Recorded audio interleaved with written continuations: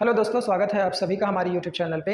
आज हम मैथमेटिक्स का टॉपिक लेकर आए हैं घन और घनाभ, जहां से कंपटीशन एग्जाम्स में सवाल पूछे जाते हैं। जैसे हॉस्टल वार्डन हो गया, पटवारी हो गया, या एसएससी हो गया, रेलवे हो गया, यूपीएससी हो गया, एपीएससी, इन सभी एग्जामों में यहाँ से जो है क्वेश्चन किया जाता है। तो आइए घन और घनाभ के बारे में जानते हैं कि क्या है और इससे प्रश्न किस तरह के पूछे जाते हैं। देखिए, घन और घनाभ को पढ़ने से पहले आप लोगों को वर्ग के बारे में पढ़ना पड़ेगा और वर्ग के साथ साथ आपको आयत के बारे में भी पढ़ना पड़ेगा। अगर आप वर्ग और आयत को समझ गए तो आप घन और घनाभ को भी समझ जाएंगे। देखिए, वर्ग यानी कि स्क्वायर, अंग्रेजी में बोलते हैं इसको स्क्वायर। स्क्वायर क्या होता है जी? देखो, स्क्वायर और इसको बोलते हैं रेक्टेंगल, ठीक है, इसको बोलते हैं रेक्टेंगल। देखिए, वर्ग क्या होता है? वर्ग एक ऐसा दोनों चतुर्भुज ही हैं, यानी कि क्वाड्रिलेटरल्स। तो वर्ग एक ऐसा चतुर्भुज होता है जिसकी सभी भुजाएं आपस में क्या होती हैं? बराबर होती हैं। क्या होती हैं? आपस में बराबर। अगर इन सभी भुजाओं को मैं बराबर मान के ए मान लूँ, क्या मान लूँ? ए, ठीक है। तो इस तरह से ये भी ए है, ये भी ए है, ये भी ए है और ये भी ए है, यानी कि सभी भुजाएं क्या हैं? आपस में बराबर। दूसरा इसका कैरेक्टरिस्टिक्स क्या है? प्रत्येक कोण 90 अंश का होता है। क्या होता है? प्रत्येक कोण 90 अंश का होता है। देखिए, सभी भुजा भी बराबर है और सभी कोण 90 अंश के हैं, ठीक है। तो इसे हम क्या कहते हैं? वर्ग कहते हैं। क्या कहते हैं? वर्ग। इसी तरीके से चलिए आयत की तरफ चलते हैं, यानी कि रेक्टेंगल की तरफ चलते हैं। देखेंगे रेक्टेंगल क्या होता है। तो रेक्टेंगल भी एक तरह का क्या होता है? क्वाड्रिलेटरल होता है, चतुर्भुज होता है। ये पैरेललोग्राम यानी कि समांतर चतुर्भुज के दोनों एक तरह के प्रकार हैं, ठीक है। तो आयत किसे कहते हैं? आयत ऐसे चतुर्भुज या समांतर चतुर्भुज को कहा जाता है जिसकी आमने सामने की भुजाएं बराबर होती है। क्या होती है? आमने सामने की भुजाएं आपस में बराबर। अगल बगल की भुजाएं बराबर नहीं होती, उसमें सब भुजा बराबर है, इसमें सिर्फ आमने सामने की भुजा बराबर है। जैसे कि इसकी, अगर इसको मैं मान लूँ इसकी लंबाई है और इसको मान लूँ इसकी चौड़ाई, तो लंबाई और इसकी चौड़ाई दोनों क्या है? अलग अलग, एक नहीं है, ठीक है। उसमें उसकी लंबाई भी एक है और चौड़ाई भी एक ही है, यानी कि दोनों के दोनों जो है सेम है, ठीक है। चलिए, अब वर्ग और आयत, ठीक है। वर्ग का अगर मैं क्षेत्रफल निकालना चाहूँ, क्या निकालना चाहूँ? बोलो क्षेत्रफल, एरिया। तो हम जैसे आयत का भी हम क्षेत्रफल निकालेंगे, तो जब क्षेत्रफल निकालते हैं तो उसका फार्मूला बनता है लंबाई गुणा चौड़ाई। क्या बनता है? लंबाई गुणा चौड़ाई। वर्ग का भी वही रहेगा, लंबाई गुणा चौड़ाई। लेकिन चूंकि इसकी लंबाई भी चौड़ाई भी दोनों सेम है, इसलिए इसका भुजा और इसका भुजा दोनों भुजा गुणा भुजा, यानी लंबाई गुणा चौड़ाई कह सकते हैं। तो इसको हम लोग और सॉल्व करेंगे तो ये ए का स्क्वायर आएगा। मतलब वर्ग का क्षेत्रफल होता है ए का स्क्वायर और आयत का क्षेत्रफल होगा लंबाई गुणा चौड़ाई। होप आपको समझ में आया होगा। चलिए, इसके बाद देखते हैं, इसी में इसका परिमाप आता है। क्या आता है? परिमाप आता है। तो परिमाप क्या है? चारों तरफ के माप को परिमाप कहते हैं। क्या कहते हैं? चारों तरफ के माप को परिमाप कहते हैं। जैसे मान लो ये चतुर्भुज है और इसके चारों तरफ को माप लेंगे, ठीक है, जितना आएगा वो उसका परिमाप होगा। ए ए ए ए, चारों ए है, ए प्लस ए प्लस ए प्लस ए करेंगे तो आ जाएगा 4a। क्या आ जाएगा? 4 ठोके, ठीक है। क्या आएगा? 4a, 4a आएगा, ठीक है। ए हो जाएगा, ठीक है। तो चारों तरफ को जोड़ देंगे तो इसका क्या आ जाएगा? परिमाप आ जाएगा। अगर इसकी परिमाप की बात करें तो इसमें भी चारों तरफ को जोड़ना पड़ेगा, तो लंबाई धन चौड़ाई। देखो, ये भी लंबाई, ये भी चौड़ाई, तो फिर लंबाई धन चौड़ाई। तो 2 लंबाई है और 2 चौड़ाई है, इसको और सॉल्व करोगे तो हो जाएगा 2l + b। तो ये इसका क्या हो जाता है? परिमाप होता है। मैं आपको इसलिए इसको बता रहा हूँ क्योंकि घन और घनाभ को जानने के लिए आपको वर्ग और आयत को जानना जरूरी है, ठीक है। दोनों में अंतर क्या है? दोनों देखो, दोनों इसमें भी 90 अंश का है ना, ठीक है। प्रत्येक कोण 90 अंश का, प्रत्येक कोण 90 अंश का, लेकिन इसके आमने सामने की भुजा बराबर, इसकी सभी भुजाएं आपस में बराबर। इसका क्षेत्रफल क्या है? देखो, ए का स्क्वायर। इसका क्षेत्रफल कितना है? l × b, length plus breadth, यानी कि लंबाई गुणा चौड़ाई।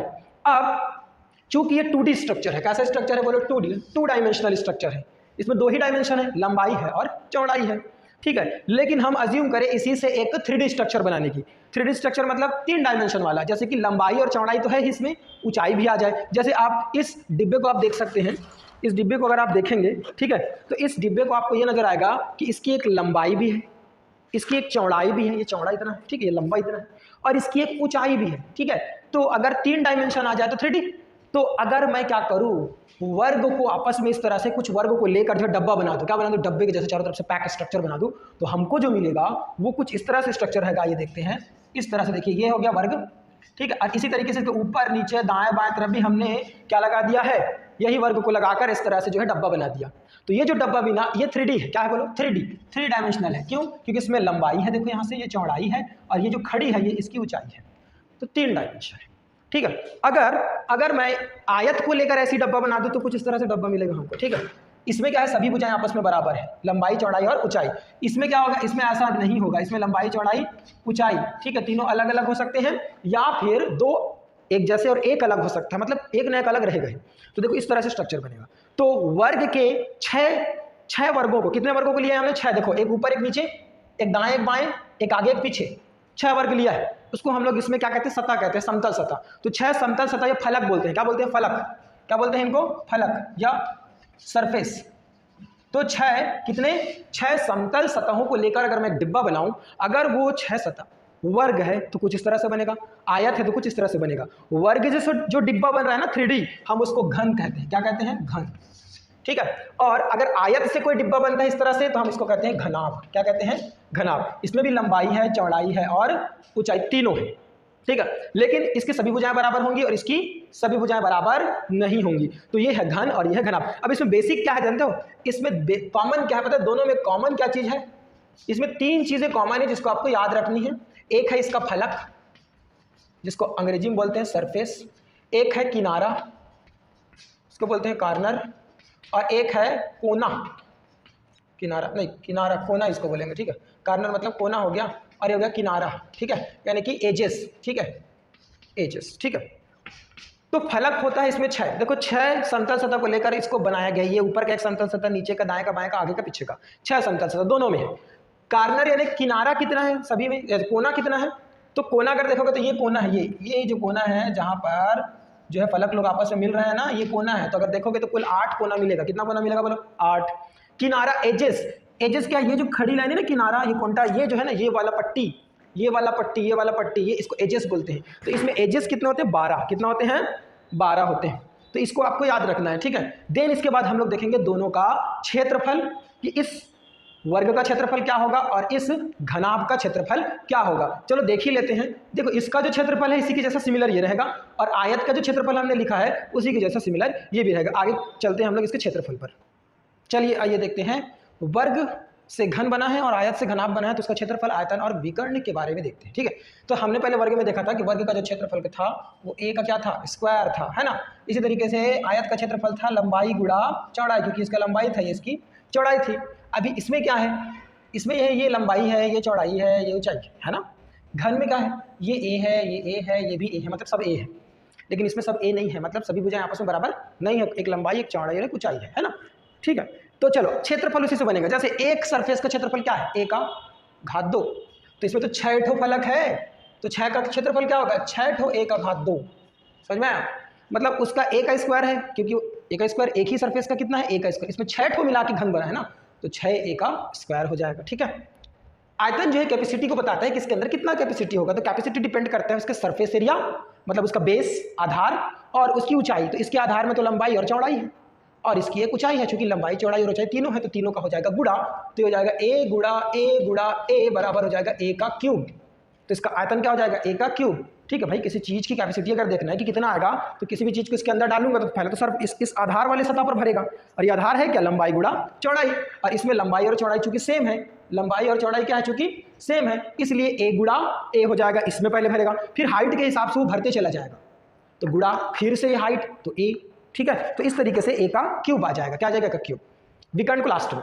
अगले चलते हैं। आयत से बना है घनाभ। तो देखो आयत का क्षेत्रफल क्या है? लंबाई गुणा चौड़ाई। तो घनाभ का क्षेत्रफल भी क्या होगा? लंबाई गुणा चौड़ाई के रेस्पेक्ट में होगा। देखो इसका क्षेत्रफल जो होगा वो लंबाई गुणा चौड़ाई होगा, और जैसे इस नीचे वाले का क्षेत्रफल होगा वैसे ये ऊपर वाले का भी तो होगा। ये भी तो लंबाई और चौड़ाई है, तो 2 ठो लंबाई गुणा चौड़ाई हो गया, ऊपर नीचे का क्षेत्रफल निकल गया। अभी दाएं बाएं का देखो, दाएं बाएं में क्या दिया है? ऊंचाई और चौड़ाई, यानी कि b गुणा h दिया है। क्या दिया है? b गुणा h दिया है, और चूंकि इधर भी है और उधर भी है तो 2 ठो b गुणा h। इसी तरीके से सामने और पीछे को अगर देखोगे तो ये सामने पीछे जो है ये लंबाई गुणा ऊंचाई है। तो लंबाई गुणा ऊंचाई, वो भी 2 है, एक सामने है और एक पीछे है, तो ये 2 हुआ। अब इन 2 को जोड़ दोगे तो टोटल क्या निकल जाएगा? क्षेत्रफल। देखो 2 कॉमन है, तो 2 कॉमन है तो क्या करूंगा मैं? 2 को कॉमन निकाल दूंगा, बाकी बन जाएगा लंबाई गुणा चौड़ाई धन चौड़ाई गुणा ऊंचाई धन लंबाई गुणा ऊंचाई। तो ये फार्मूला बन गया तुम्हारा क्षेत्रफल का। ठीक है। इसमें 2 आता है, वो संपूर्ण पृष्ठ का क्षेत्रफल है। एक होता है वक्र पृष्ठ का या पार्श्व पृष्ठ का क्षेत्रफल, लेटरल सरफेस एरिया, किनारे का पूछता है। ठीक है। तो किनारे में ऊपर और नीचे क्या होता है? छूट जाता है। तो ऊपर नीचे मतलब लंबाई गुणा चौड़ाई, और लंबाई गुणा चौड़ाई को अगर हटा दोगे, यानी इसको हटा दोगे, तो वक्र पृष्ठ का क्षेत्रफल निकल जाएगा। ठीक है। और अगर रख दोगे तो संपूर्ण पृष्ठ का क्षेत्रफल यानी कि पूरे घनाभ का क्षेत्रफल निकल जाएगा। तुमको बस पार्श्व पृष्ठ बोले ना तो L इंटू बी को हटाना है। क्या करना है? L into B. ऐसे प्रश्न कब पूछता है पता है? जब बोलेगा कि एक कमरा है जिसकी लंबाई और चौड़ाई और ऊंचाई इतनी है, उसके अंदर को पुताई करानी है, पोतना है, तब पोतेगा आदमी तो दीवार को पोतेगा, जमीन और छत को थोड़ी ना पोतेगा। तो पुताई कराने में कितना पैसा खर्चा होगा करके सवाल करता है। तो उस समय लंबाई गुणा चौड़ाई को हमको छोड़ना पड़ेगा। क्या करना पड़ेगा? छोड़ना। तो उस समय इसको छोड़कर फार्मूला बनेगा जिसको हम लोग वक्र पृष्ठ का क्षेत्रफल कहते हैं। क्या कहते हैं? वक्र पृष्ठ। इसमें हो जाएगा, ये बस छोड़ दो, चौड़ाई गुणा ऊंचाई और लंबाई गुणा ऊंचाई, ये वक्र पृष्ठ हो गया। क्या हो गया? वक्र पृष्ठ का क्षेत्रफल है। ठीक है, और बाकी पूरा लिखा हूं वो संपूर्ण पृष्ठ का क्षेत्रफल है। आयतन अगर देखेंगे यानी कि इसकी कैपेसिटी, तो इसकी कैपेसिटी भाई किसी चीज को इसके अंदर भरेंगे तो पहले लंबाई चौड़ाई के हिसाब से यहां भराएगा, यानी कि लंबाई गुणा, हाँ एरो कर देता हूं, लंबाई गुणा चौड़ाई, फिर भरते भरते ऊपर जाएगा तो ऊंचाई, तो लंबाई गुणा चौड़ाई गुणा ऊंचाई, इसका क्या होता है? आयतन होता है। अब बात करते हैं विकर्ण की। किसकी बात करते हैं? विकर्ण की। देखो विकर्ण का फार्मूला याद रखो, लंबाई का वर्ग धन चौड़ाई का वर्ग धन ऊंचाई का वर्ग होता है। यानी कि इसके वर्ग को, लंबाई चौड़ाई और ऊंचाई के वर्ग को आपस में क्या करना है? हमको वर्ग को जोड़ना है, रूट के अंदर रखना है, ये विकर्ण का वैल्यू निकल जाएगा। यहां भी वही होता है, यहां भी वही होता है। तो इसमें लंबाई भी ए है, चौड़ाई भी ए है और ऊंचाई भी ए है। तो अगर सबको इसको रखोगे और हल करोगे तो ये हो जाएगा तुम्हारा 3 ठो ए का स्क्वायर, और स्क्वायर हटाएगा तो 3 ठो ए का स्क्वायर हो जाएगा, और स्क्वायर और रूट हट जाएगा तो आंसर आ जाएगा a अंडर रूट 3। क्या आ जाएगा? a under root 3। तो a अंडर रूट 3 क्या रहेगा? इसका विकर्ण का मान रहेगा। क्या रहेगा? विकर्ण का मान। विकर्ण से भी प्रश्न पूछता है भाई, सवाल करता है एक कमरा है जिसकी लंबाई चौड़ाई ऊंचाई इतनी है, या बोल सकता है घन क्या आकार का है, या फिर घनाभ। इंग्लिश में घन को क्यूब बोलते हैं, क्यूब, लूडो देखे हो ना वैसी रहता है, और घनाभ क्यूबॉइड होता है। क्या होता है? क्यूबॉइड। ठीक है, तो अगर किसी कमरे की लंबाई चौड़ाई और ऊंचाई इतनी है बोल दे और सवाल करता है, अक्सर जो है हॉस्टल वार्डन के एग्जाम में ये आया हुआ है कि उस कमरे में अधिकतम कितनी लंबाई तक खंभा रखा जा सकता है। तो भाई अधिकतम कितनी लंबाई का अगर खंभा रखा जा सकता है पूछे तो आकाशीय विकर्ण उसका जो है मेन आंसर होगा। तो आकाशीय विकर्ण के लिए फार्मूला है ये दोनों, ये जो है आकाशीय विकर्ण के लिए। एक तो होता है सरफेस, सतह का विकर्ण। सतह का विकर्ण अलग चीज है, जैसे ये सतह है ये वाला सरफेस, और इसका विकर्ण ऐसे खींच दे, ये सतह का विकर्ण है। लेकिन आकाशीय विकर्ण क्या है? यहाँ से यहाँ, यानी कि अगर एक कमरा है तो मान लीजिए कमरा है तो दीवार के एक कोने से लेकर सामने वाले दीवार के अपोजिट कोने के नीचे ऐसे लाइन खींचोगे तो ये आकाशीय विकर्ण बनेगा। इसमें ऐसे आकाशीय विकर्ण बनेगा। सतही विकर्ण तो अलग है, सतह में तो ऐसे बनेगा, सतह में तो ऐसे बनेगा, लेकिन आकाश उस वाला फलक उधर वाले को लिया है और इधर वाले को लिया है। ठीक है, तो ये आकाशीय विकर्ण को पूछते हैं, ये सबसे ज़्यादा लंबा होता है। घन और घनाभ में सबसे ज़्यादा लंबा जगह हमको आकाशीय विकर्ण में मिलेगा, और इसी से सवाल करते हैं। आगे क्वेश्चन आंसर को सॉल्व डील करेंगे। तो आप जो क्षेत्रफल का फार्मूला याद कर लो, आयतन का याद रखो, विकर्ण के लिए रखो। इसमें भी अगर आपको ये याद है, आप घन और घनाभ से प्रश्न जो है आंसर कर सकते हैं। आइए क्वेश्चन आंसर एक दो देख लेते हैं। ठीक है, इससे कौन कौन से प्रश्न आते हैं उसको आइए अब कुछ प्रश्नों को देखते हैं। चलिए समझने की कोशिश करते हैं। देखिए, एक बड़े खंभे की लंबाई कितनी होगी? एक बड़े खंभे की लंबाई कितनी होगी जिसे 10 मीटर लंबा, 10 मीटर चौड़ा और 5 मीटर ऊंचे कमरे में रखा जा सके? साथ ही वक्र पृष्ठ, संपूर्ण पृष्ठ का क्षेत्रफल और आयतन भी बताइए। देखिए, एक ही प्रश्न में मैंने 3-4 प्रश्नों को एक साथ समेट दिया है। ठीक है, आपको सिर्फ समझना है कैसे हम इस तरह के क्वेश्चन को सॉल्व करेंगे। प्रश्न सिर्फ यहीं तक आएगा। अगला प्रश्न वक्र पृष्ठ का भी पूछ सकता है, अगला प्रश्न संपूर्ण पृष्ठ का भी पूछ सकता है, आयतन का भी पूछ सकते हैं। आपको सिर्फ समझना है। देखिए, एक बड़ा खंभा है, लंबाई चौड़ाई ऊंचाई देखो दिया है। लंबाई है 10 मीटर, चौड़ाई है 10 मीटर और ऊंचाई कितना है? 5 मीटर। तो ये घन है कि घनाभ है? जाहिर सी बात है, देखो सब एक जैसे नहीं है, मतलब घनाभ है, घन नहीं है। तो घन, अब तुमको क्या बताना है? खंभा रखा जा सके बोल रहा है, तो मैंने अभी बताया है आपको कि खंभा रखने वाला जब भी सवाल करेगा विकर्ण पूछेगा। इसका मतलब ये विकर्ण पूछ रहा है, वो भी आकाशीय विकर्ण। तो भाई फार्मूला क्या होता है? फार्मूला क्या होता है? विकर्ण बराबर होता है रूट के अंदर लंबाई का वर्ग धन चौड़ाई का वर्ग धन ऊंचाई का वर्ग। ये रखो, आंसर आ जाएगा यार। ठीक है, देखो लंबाई कितना है? 10 का वर्ग, चौड़ाई कितना है? 10 का वर्ग, ऊंचाई कितना है? 5 का वर्ग। हल करो तो 10 दाहम कितना हो गया? 100। इसको हल करो, 10 दाहम 100, 5 पंचे 25, 225 होगा। जोड़ दोगे तो हो जाएगा 225 का रूट के अंदर। देखो 225 किसका वर्गमूल है भाई? 15 का वर्गमूल है। 15 15 225 होता है। तो अधिकतम 15 मीटर का खंभा इस रूम के अंदर क्या किया जा सकता है? रखा जा सकता है। ठीक है, तो कितना आ गया? 15 मीटर। अब देखो ये तो हो गया। अब पूछ रहे, अगर मान लो इसी सवाल को आगे करके खंभा वंभा ना करके अगर वो ये बोलता 10 मीटर लंबा, 10 मीटर चौड़ा, 5 मीटर ऊंचा कमरा है, इसके वक्र पृष्ठ का क्षेत्रफल बताओ या संपूर्ण पृष्ठ का क्षेत्रफल बताओ या आयतन बताओ, तो फार्मूला लगा दो, आंसर आ जाएगा। फार्मूला मैंने आपको पहले बता दिया है। ठीक है, सवाल देखो, वक्र पृष्ठ अगर बोले तो वक्र पृष्ठ का फार्मूला हमने पहले देखा था कि वक्र पृष्ठ बराबर हो जाएगा भैया 2 कोष्टक के अंदर में देखो लंबाई और चौड़ाई को छोड़ के करना है, कर दो। लंबाई के साथ ऊंचाई ले लो और चौड़ाई के साथ भी ऊंचाई ले लो, इस फार्मूले में रखो, वक्र पृष्ठ का क्षेत्रफल निकल कर आ जाएगा। ठीक है, चलो हाँ दिख रहा है, वक्र पृष्ठ का क्षेत्रफल निकल कर आ जाएगा। देखो 2, लंबाई कितना है 10, ऊंचाई कितना है 5, गुणा कर दिए, फिर जोड़ेंगे, चौड़ाई कितना है 10, ऊंचाई कितना है 5, हल कर दो इसको, 5 10 पंचे 50, 10 पंचे 50, 50 50 100, 100 दूनी 200, 200 वर्ग मीटर इसके वक्र पृष्ठ का क्षेत्रफल होगा। कितना होगा 200 वर्ग मीटर। अब आओ इधर, क्या बोल रहा है, कमरे, अगर मान लो एक ऐसा कमरा है जो 10 मीटर लंबा, 10 मीटर चौड़ा और 5 मीटर जो है ऊंचा है। अगर ये बोला जाए कि कमरे को रंगाना है, क्या करना है बोलो, रंगाना है, तो रंगाने वाली बात जब भी आएगी तो वक्र पृष्ठ ही है। जमीन को तो रंगाएगा नहीं, कोई पुताई नहीं करवाएगा चूने से, ना तो छत को कराएगा। कई केस में छत को कराया जाता है, लेकिन वो बोल देता है कि छत और फर्श को छोड़कर जो है पुताई कराना है। तो अब वैसी स्थिति में अगर पुताई कराना है तो जब भी आए तो फिर वक्र पृष्ठ ही निकालना है।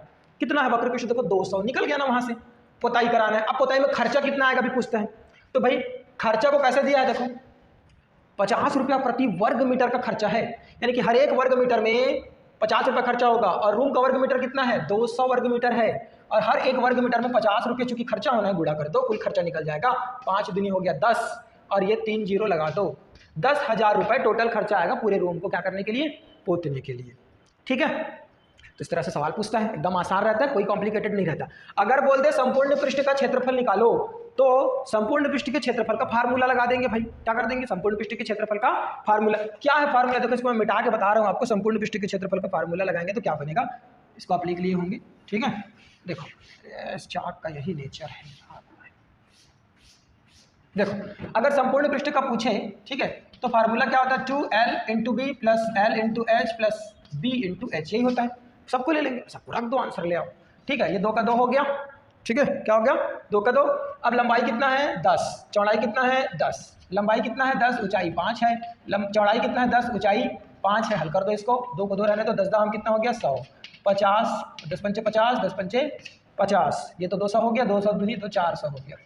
कितना हो गया 100, और ये 200 हो गया, 200 दूनी 400, तो 400 वर्ग मीटर इसके संपूर्ण पृष्ठ का क्या निकल गया, क्षेत्रफल। कितना निकल गया 400 वर्ग मीटर। ठीक है, अब अगर ये बोले आयतन बताओ, बोले वो भी बता दो। वॉल्यूम लिखते हैं आयतन को, ठीक है, अंग्रेजी में भी छोटा छोटा मतलब शॉर्टकट में लिख रहा हूँ। ठीक है, आयतन बराबर होता है लंबाई गुणा चौड़ाई गुणा ऊंचाई। रख दो यार इसमें, तो लंबाई है 10, चौड़ाई है 10, ऊंचाई है 5, गुणा कर दो, 10 दाहम 100 और 100 पंचे 500, 500 घन मीटर। जब भी आयतन पूछे तो घन में लिखते, क्योंकि 3 डायमेंशन इस्तेमाल हो रहा है एक साथ, तो तीनों का गुणा करेंगे तो घन आ जाएगा। तो 500 घन मीटर, कितना इसका आयतन कितना हो गया 500 घन मीटर इसका आयतन हो गया। ठीक है, ये पूछ देगा तो ठीक है। अलग अलग सवाल, देखो एक ही प्रश्न के अंदर मैंने कई प्रश्नों को डील किया है। एक प्रश्न इसका है, एक प्रश्न इसका है, एक प्रश्न इसका है, एक इसका है, इसी के अंदर कमरा का है, और आगे देखो बता रहा हूँ। अगला प्रश्न ये भी बोल सकता है, अगर कमरे का डायमेंशन बोल दे 10, 10 और 5 का है, कमरे में टाइल्स लगाना है, क्या लगाना है, कमरे के फर्श में टाइल्स लगाने की दर कितना है 300 रुपये प्रति वर्ग मीटर, 300 रुपये प्रति वर्ग मीटर है। तो बताओ खर्चा कितना आएगा बोल रहे हैं। अब टाइल्स कहाँ लगाना है, जमीन में लगाना है, छत में तो लगाना नहीं है, फर्श में लगाना है। तो फर्श अगर मैं क्यूब बनाऊं या क्यूबॉइड जो भी बनाऊं, तो भैया ये यहाँ टाइल्स लगाना है। तो जब मैं यहाँ टाइल्स लगाऊंगा तो ये तो हो गया लंबाई, ये हो गया चौड़ाई, तो लंबाई गुणा चौड़ाई इसका क्षेत्रफल होगा। तो लंबाई चौड़ाई में क्या आएगा, टाइल्स लगेगा, फर्श में टाइल्स लगेगा, तो लंबाई गुणा चौड़ाई कर दो, इसका क्षेत्रफल निकलेगा, यानी कि 10 गुणा 10, तो 10 दाम हो गया 100, ये हो गया 100 वर्ग मीटर जमीन का, 100 वर्ग मीटर जमीन का क्षेत्रफल हो गया। बोल रहा है 300 रुपये प्रति वर्ग मीटर लगेगा, इतना महंगा। ठीक है, 300 रुपये प्रति वर्ग मीटर, हर एक वर्ग मीटर के लिए 300 रुपये लगेंगे। तो कुल कितना खर्चा आएगा भैया, 300 के साथ गुणा कर दो, तो ये आ जाएगा आपका 3, ये 2 जीरो इधर 2 जीरो इधर, मतलब 30,000 रुपये खर्चा आ जाएगा। कितना आ जाएगा, टाइल्स लगाने का पूरा खर्चा कितना आ जाएगा भैया, 30,000 रुपये खर्चा आएगा। तो इस तरह से सवाल कर सकता है। फर्श में, छत में मान लो कोई सीलिंग कर रहा है, फॉल सीलिंग वगैरह करते हैं, पीओपी पीओपी जो भी रहता है वो करते हैं, तो उसका भी सवाल कर सकता है इस प्रश्न में। एक और प्रश्न रहेगा, देखो क्या है अगला प्रश्न, इसमें भी टाइल्स लगाना है, इसमें टाइल्स लगाना है, जमीन में लगाना है, लेकिन टाइल्स का डायमेंशन दिया है, देखो 20 गुणा 10 सेंटीमीटर, 20 गुणा 10 सेंटीमीटर का टाइल्स है और उसको जमीन में लगाना है। तो कितना टाइल्स लगेगा बताओ बोल रहा है ना, कितना टाइल्स लगेगा बताओ बोल रहा है। हम नहीं जानते कितना, लेकिन जितना भी टाइल्स लगेगा टोटल, उसका पूरा जो एरिया होगा वो इस जमीन के एरिया के बराबर होगा। अब जमीन के चारों तरफ तो लगेगा ना टाइल्स, तो जमीन का जो क्षेत्रफल है उतना ही टाइल्स लगेगा, यानी कि जमीन का क्षेत्रफल बराबर टाइल्स का क्षेत्रफल। मतलब ये हो गया तुम्हारा फर्श का क्षेत्रफल, और ये हो गया तुम्हारा टाइल्स का क्षेत्रफल। A1 इसको A2 दे दूं। अब जमीन का क्षेत्रफल है लंबाई गुणा चौड़ाई, टाइल्स का भी क्षेत्रफल होगा भैया लंबाई गुणा चौड़ाई, लेकिन कितना लगेगा टाइल्स हमको नहीं पता, तो गुणा n कर दो। अब एक टाइल्स जो है पूरे जमीन में थोड़ी ना लग जाएगा, ठीक है, तो उसमें क्या कर देंगे हम लोग गुणा n, हमको नहीं पता कितना टाइल्स लगेगा। अब हल कर देते हैं। देखो लंबाई चौड़ाई कितना है इसका, इधर तो है लिखा है 10 गुणा 10, डायरेक्ट लिख दो 100 आ गया वर्ग मीटर इसका क्षेत्रफल जमीन का। इधर इसका कितना, देखो ये मीटर में है ये सेंटीमीटर में, भैया दोनों को मीटर में कर दो या दोनों को सेंटीमीटर में कर दो। अभी मैं इसको मीटर काट चुका हूँ ना, और रेट भी मीटर में है देखो। अच्छा रेट पर कुछ नहीं दिया, चलो ठीक है, कितना टाइल्स लगेगा उसको देखते हैं। तो दोनों को एक ही बना देते हैं, सेंटीमीटर टाइल्स सेंटीमीटर में है ना, तो इसको मैं बना देता हूँ मीटर। क्या बना देता हूँ, एक ही यूनिट बना देता हूँ। तो 20 सेंटीमीटर, देखो 1 मीटर बराबर 100 सेंटीमीटर, तो 20 मीटर बराबर 20 सेंटीमीटर बराबर होगा 20/100 मीटर, मतलब ये आ जाएगा 0.2, क्या आ जाएगा 0.2, और ये आ जाएगा 0.1, ठीक है, गुणा n। इसको हल करो तो ये आ जाएगा आपका 100 बराबर 2 एकम 2, 0.02 गुणा n आ जाएगा। n का साइड इधर चेंज कर दो 2, ठीक है, और ये n आ गया 0.0। अब इसको पॉइंट हटाते जाएंगे ना तो इधर 0 बढ़ते जाएगा, तो ये देखो 2 पॉइंट हटाऊंगा तो 2 0 इधर लग गया बराबर n। इतना टाइल्स लगेगा भैया, 2 के साथ भाग दे दो ना यार, 10,000 है तो 5,000 हो जाएगा, कितना हो जाएगा 5,000, तो हमको भाई 5,000 टाइल्स लगेगा टोटल, है ना। डायमेंशन के हिसाब से कितना टाइल्स लगेगा भी पूछ सकता है, और टाइल्स की कीमत इतना है तो कितना टाइल्स लगे, कितने रुपए का टाइल्स लगेगा, या फिर कमरे में टाइल्स लगना है तो कितना चार्ज लेगा ठेकेदार, ठीक है। तो ये सब सवाल जो है पूछा जाता है, बहुत इंपॉर्टेंट है। देखिए एक ही प्रश्न के अंदर मैंने जो है लगभग 5-7 प्रश्नों को जो है डील कराया है। होप कि आपको समझ में आया होगा, नहीं समझ में आया होगा तो कमेंट बॉक्स में बताओ, ठीक है, वापस रिपीट करके देखो, ठीक है, तब जाके आपको समझ में भी आएगा। नहीं आएगा तो आप मेरे को कमेंट्स में बताओ, मैं फिर से जो है क्वेश्चन आंसर का एक सीरीज लेकर आऊँगा।